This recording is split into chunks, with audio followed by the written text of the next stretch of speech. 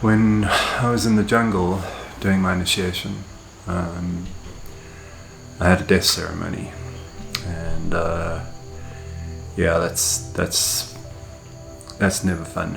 I think if you participate in this medicine for long enough, you'll have one sooner or later. And I've witnessed them in other people, and sometimes it's gone very badly for them. And I've had it a few times. That was my first. Well, no, it was my second, but it was the most intense. And yeah, I believed I was dying. It wasn't even believed I was dying. I was dying. I could feel my heart was going to stop any minute, and I was suddenly faced with that. And yeah, the whole jungle came in around me, and it just said to me, "It's time. This is it. This is how it ends. This is everything you've done, your life as it has been until now. Your chapter's written. That's how you'll be remembered. The story's now over. This is where it ends." Sure, and it was a lot to take in. And yeah, and they say your life flashes before you. Everything speeds up a great deal. But what was remarkable for me was that I had faced death as an idea, my own death, quite a few times. Not actually in that way, but kind of reflected on it a lot. And what surprised me was that I was remarkably calm about it. And as I say, I could feel the whole jungle coming around me, and I could almost feel my spirit kind of getting ready to move on. And I felt oddly at peace about the whole thing. I felt like I knew where I was going. I had seen where I was going, and it was okay. It was okay. But then suddenly the thought of my wife and our 4-year-old son came into my mind, and our other son, and my mother, and I just saw their pain, and that was really hard. And under the circumstances, I mean, I had gone off to the jungle, and everyone thought I was crazy for going and was worried about me dying in the jungle, and here I was dying in the jungle. And I just suddenly put on the brakes, and I was like, no, this can't happen. I'm not going now. I'm not doing that to them. No ways. They're going to live the rest of their lives thinking they shouldn't have let me go, and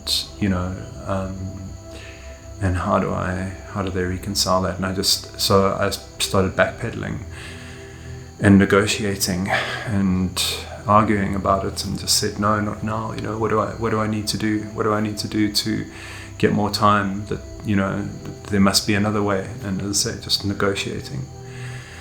And the longer this went on, I mean, I felt like there was nothing I could do. It was out of my hands. And the longer I negotiated and argued about it, it felt almost like my spirit had already left, and I was now occupying this kind of poisoned body, that if I didn't go, that I would remain animated, but everything I did would just pour kind of poison into the world, like, I had just become toxic because my soul didn't belong here anymore. And this was kind of how it went, and it went on for hours, and it was tough.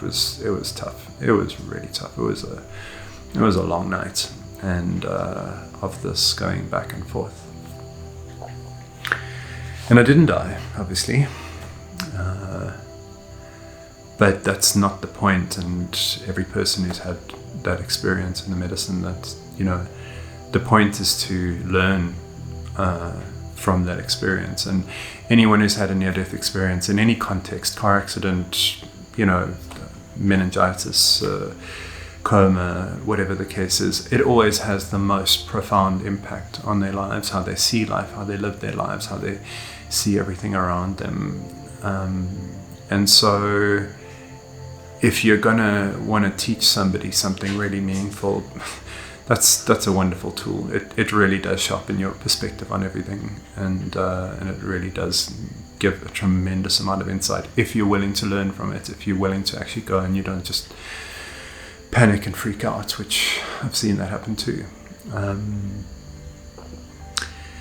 And so towards the latter part, when I'd kind of realized that I wasn't going to die, and you know, coming out of the ceremony and for the rest of that night, I was troubled by it, because I had always promised myself that I would remain at peace with death, and I think that being at peace with your own death is a really, really fundamental kind of requirement to living without fear.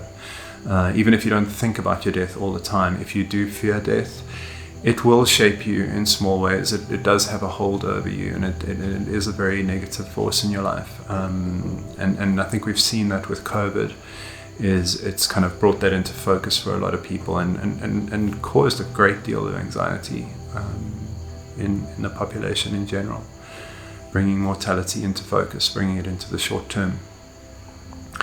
So I thought I dealt with it, and yet this particular ceremony, I'd been kind of derailed by this whole experience. And so I reflected really deeply on that towards the end of the ceremony, and then later that night. And I thought to myself, so, you know, I can make peace with my own death, and I can be totally comfortable with that, but what about everyone else? What about who I'm leaving behind, you know? And how do I deal with that? How do I come to peace with that? And it came to me, you know, it came to me what I needed to do. And at the time when I realized that, just how profound and important this was, I actually just wanted to kind of record a video then and run out of the jungle to where I could get reception and just post the video on Facebook or wherever and just share it with everyone, because what I realized I felt was so important, was definitely important for me, and I felt it was really important for everyone else as well.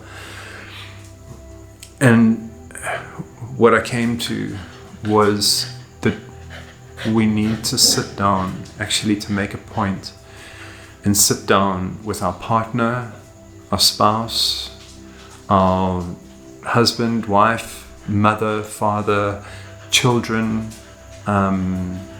anyone in your life who you see would be crushed, and that you would hold on and refuse to die because of the impact that it might have on them. Take anyone like that in your life and go and sit down with them. Go for coffee, or when you see them next, just sit down with them. Take 5 minutes to do this, because in that moment I can assure you this really is gold. And just say to them,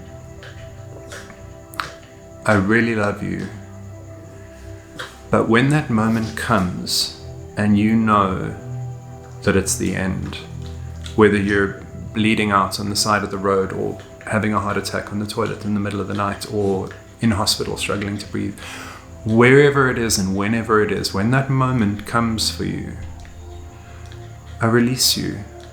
I want you to be okay in that moment, and I'll be okay when you go, but I don't want you to go out kicking and screaming and scared and terrified. I don't want that for you.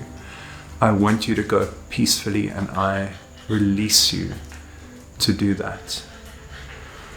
And then they say it to you. So you say it, and then they say it to you.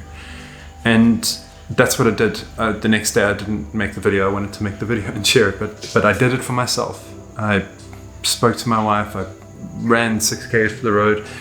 I spoke to my wife. I spoke to my mother. And I said, and especially my mother's elderly. And so that moment might come, who knows when. And I just said to her, look, when that moment comes, I release you. Don't worry, it's okay. You don't have to look back. You can look forward and walk freely as you cross over, and just go in peace. So, yeah, from having come to the edge of that experience, I strongly suggest that you consider doing that with your loved ones and having them do that for you, because when that moment does come, to know that they've said that to you, and then their hearts knowing that they've said that to you, makes the world of difference.